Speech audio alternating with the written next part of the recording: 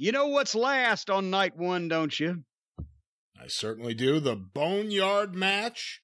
AJ Styles versus the Phenom, The Undertaker. When I watched the package, and once again, great editing job on the package. The heavy stuff that AJ was saying about Michelle McCool, I had not watched this whole thing unfold. We switched off the show as soon as it apparently got a couple of good segments on it. But I didn't note that they finally they finally given up and said, okay, we're going to make him a human being. Taker's human. We're going to acknowledge this. Mark Calloway, the whole 9 yards, but they tell the story well. And this was somewhat, it was personal enough to where it felt a little fucking pointed. I had flashbacks to the Buried Alive match. And I mentioned, and this was even before fucking shit stain, right? I've mentioned that you get Stockholm syndrome on the writing team up there when you just, you hear other people saying this implausible shit on such a regular basis that you begin to follow along and think in some of those terms, right? So I remember Bruce Pritchard explaining to me the Buried Alive match from 96, right? Undertaker and Mankind. I always remember Bruce's explanation because I think I don't remember Vince ever explaining anything to me because I think Bruce liked explaining shit for Vince because Bruce could explain shit that Vince liked better than Vince could. And every time I think of Bruce explaining something to me, I'm hearing Bruce and I'm seeing Bruce's face, but it's Vince's words.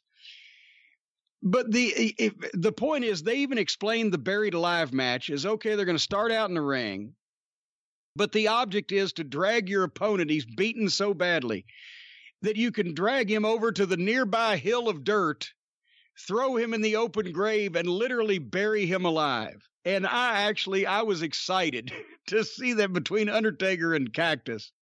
Because also remember 25 years ago almost, all this silly, stupid shit hadn't gone on, and we weren't debating whether the Invisible Man should be booked on wrestling events. So this was like, it was a departure, but it's so incremental that you don't really fully grasp it until you look back and go, what the fuck?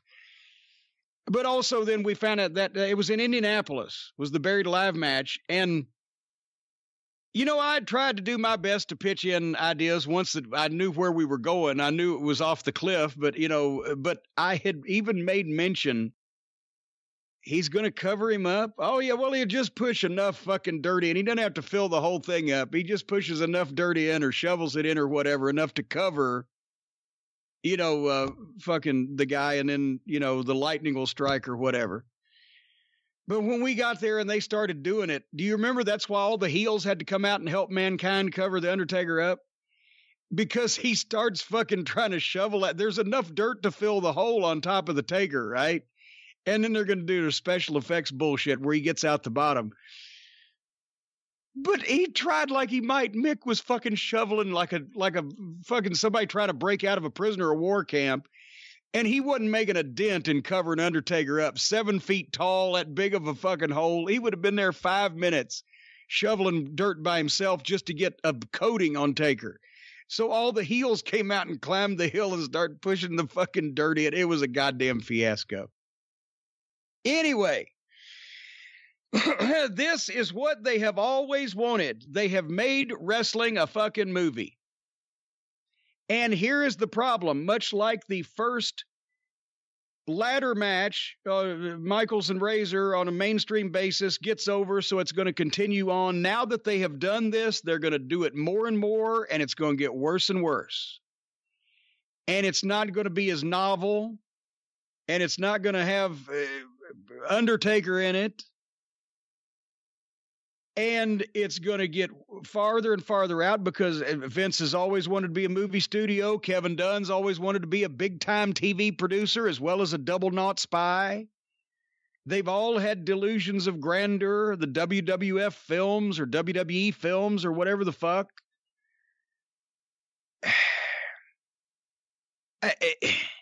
They're going to do more of this because they got away with it, and some people have... And here's the thing. I didn't know how to make notes on this because what the fuck?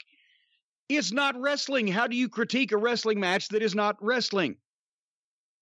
This proves what I've always said. We talked about it here in the last couple weeks about the boys being better than Hollywood stuntmen because they do things in one take without benefit of camera angles because they have an audience on all four sides of them.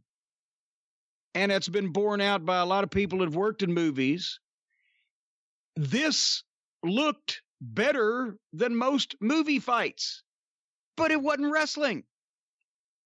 Both these guys looked like movie fucking stars. You would have bought this in the theater, but it wasn't fucking wrestling. The Undertaker should be a badass action fucking movie star because once the Undertaker started talking like Mark, who is a badass in real life, you could buy him in the same kind of movies that Steve Austin and the fucking Rock have made. But it wasn't fucking wrestling. If it was a masterful performance of camera work and cinematography, but it wasn't wrestling. If you had done something like this with wrestlers that weren't saying currently on national television they were mad at each other, hated each other, wanted to beat the fuck out of each other, if this was in a movie just between two fucking wrestlers, it would be hailed as the fucking greatest fight scene and had more twists and turns than Peter Griffin versus the Giant Chicken. But to be presented on a program where the package and all the buildup had led you to believe that AJ was really saying these horrible things about Undertaker and his wife, and Undertaker really wanted to get even. And then the way that they settle this is by obviously cooperating in a cinematic masterpiece. It ain't fucking wrestling.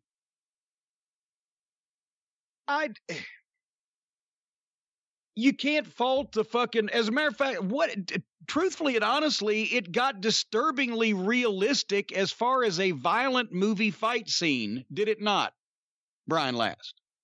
I don't know how realistic it got. But... Well, I mean, when they're as far as movie fight scenes go, it was disturbingly violent with the groaning and the heaving. And I even wrote down, I said, goddamn, I hope Undertaker is never going to fucking wrestle again because now that they've seen him down and groveling and gasping for breath, heaving and puking, it takes his mystique away. But yeah, for a movie fight scene, this was somewhat fucking violent. But at the same time, it's obviously bullshit because of the way that they built it and then the way they're doing it. And do I fault these guys for doing this for what I assume is still going to be hundreds of thousands of dollars that they get for WrestleMania? Maybe does Vince not pay them? Yeah, how does Vince handle the WrestleMania payoffs? Well, this year I have no idea. Yeah, that's what I'm talking about, this year. But I have a feeling several of these guys still think they're getting several $100,000 and probably will. And I believe Undertaker would be at the head of that list. But do I fault these guys for doing this for hundreds of thousands of dollars, or the guys that work with the Invisible Man for $25 and it just looks hokey? At least they made a good movie here. But it ain't fucking wrestling. And I'm afraid this is what wrestling's going to be. I'm afraid they're going to get the go ahead, the green light to add the sad music when Undertaker's selling, or the suspenseful music, or the whatever the fuck. A group of druids came out. Gallows and Anderson were appearing back and forth. I thought the Undertaker was the man who had druids. Well, yeah, the druids are fighting the Undertaker. I didn't know. Maybe it was the Dork Order. Maybe they're trying to take their opportunity to get rid of the big star on the other program. But anyway, then Undertaker gets knocked into the grave, and then AJ goes on the bulldozer to dump dirt on him, and Taker has done this great job of selling. You've never seen the Undertaker sell before, and finally he sells, and by God, he was selling fucking great, but then suddenly he's behind AJ on the bulldozer, and he's not selling anymore. So now they've almost made me feel sorry for the Undertaker in the fucking worked world, and then they make the work world a work. So even in the worked world, the silly world got more silly and he was teleporting from one place to another. I have a feeling this year in the Observer Year-End Awards, teleportation will win Move of the Year. Well, either that or top 5 teleporters. Who teleports the best? We want to know from all of you fans who teleports the best. Because you know that Uncle Dave ain't going to be knocking it if it works for that audience. So it continued after he's on the. I thought that at least that was the finish, and that probably would have been just fine right there. But he blows off the pyro from the barn, makes a big comeback on all the heels, tosses him off the fucking roof.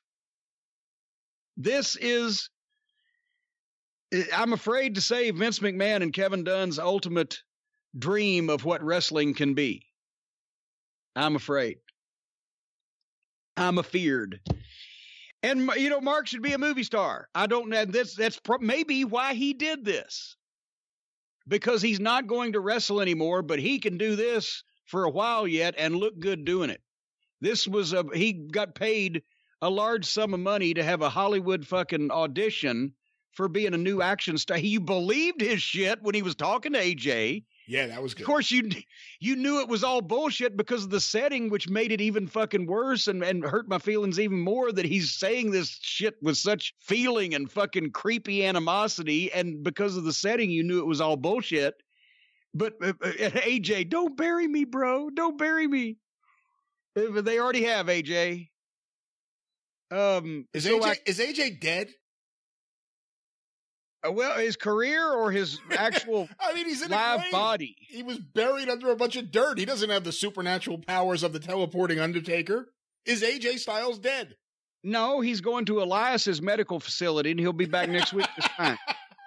Did you think at any point, because it went on for a while, and you're trying to, at least I'm trying to figure out what are they going to do here? Obviously, I figured Gallows and Anderson would show up at some point. I didn't expect the evil Druids to attack the Undertaker. Did you think Kane was going to show up at any point? No, Tennessee's on a lockdown, so he couldn't. That's right. I guess as the mayor, he couldn't do that. Yeah, he had to stay home and be mayor. No, but I'm glad. You know, as I said, I've always liked AJ, and I've always been a fan of his talent. And Undertaker, to me, is one of the guys and the greatest gimmick. And this is completely bullshit in terms of the legitimacy of wrestling. But I guess if they were going to do something, as we'll see, it can get worse. If they were going to do something like this, it was a good job at what they did. Whatever this was, it was done well. It wasn't wrestling and wasn't particularly good for the legitimacy of wrestling, but and here's the problem, besides the WWE, I'm sure will copy this. Everybody else is going to try also, and you're going to have a bunch of guys out there aspiring auteurs with fucking, iPhone video cameras trying to shoot shit just like this and putting it all up over goddamn YouTube and calling it pro wrestling. And that's when it's really going to get embarrassing. Because they don't have this budget or this talent to shoot something like this. Well, we saw on the AEW show a few weeks ago, Lance Archer beat up a bunch of guys in a cinematographer's treat match. Well, there you go. There's a good, that was a home movie from a drunken trailer park dweller in Hernando, Mississippi, compared to what Taker and AJ just had shot here. But since it's not a wrestling match, it really would be unfair for you to rank it on the star scale. So let's go to the Siskel and Ebert scale. Thumbs up or thumbs down? As what? I can't answer that. That's the problem. As a wrestling match, as thumbs down as it can possibly be, because it wasn't even a wrestling match, and it was advertised to be a wrestling match. We didn't get one. As a movie fight scene, as I said, one of the better ones that I've ever seen, because movie fight scenes don't usually look that good and go into that much detail because they have actors rather than wrestlers who, as we've mentioned, are better stuntmen than stuntmen, and in some cases, better actors than actors. Not in all of those cases, though. So for a movie fight scene, this worked, but it wasn't wrestling, and it should have been billed as wrestling. But when it can get so much worse, does it make any difference? The Undertaker rode off on his bike, luckily. Well, I guess I shouldn't even complain about how many cameras there were, or camera switches, because it wasn't exactly a wrestling match. It was supposed to be a little mini movie. But he rides off. I don't know if that was Metallica or what that was playing. Do you think that's the last we see of The Undertaker? Well, can he come back and have a match again after that? I don't. He could have one of these movie matches. He could do that until he's 80 years old. Well, God, that may be, but maybe they've come up with a new marketing idea for The Undertaker. I don't think they can do this every year. So this would be a once every few year thing. Well, that's the other thing. You can't really do this kind of thing if you have a stadium filled with people. Because then what are you going to do? Well, everyone now look at the monitors. Here's the movie. Hey, after night 2, there's no guarantee they're going to ever have a stadium full of people again because they still showed that Firefly Funhouse thing.